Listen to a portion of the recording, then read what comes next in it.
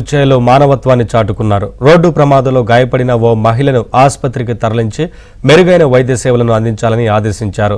తూర్పుగోదావరి జిల్లా రాజానగరంలోని జిఎస్ఎల్ ఆసుపత్రి సమీపంలో జరిగిన రోడ్డు ప్రమాదంలో అదే సమయంలో అటుగా వెళ్తున్న పురంధేశ్వరి బుచ్చయ్య చౌదరి వెంటనే స్పందించారు. కాన్వాయ్లను ఆపి ప్రమాదంలో గాయపడిన మహిళలను ఆసుపత్రికి తరలించేందుకు ఏర్పాట్లు చేశారు. ఎంపీ, ఎమ్మెల్యే చూపిన చొరవపై స్థానికులు ప్రశంసలు కురిపిస్తున్నారు.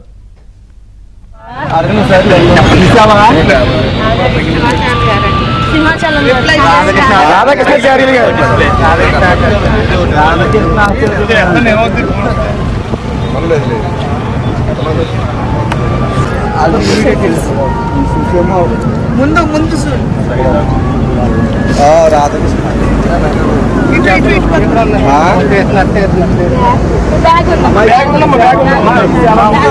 అమ్మ ఈ సేవనా మీది?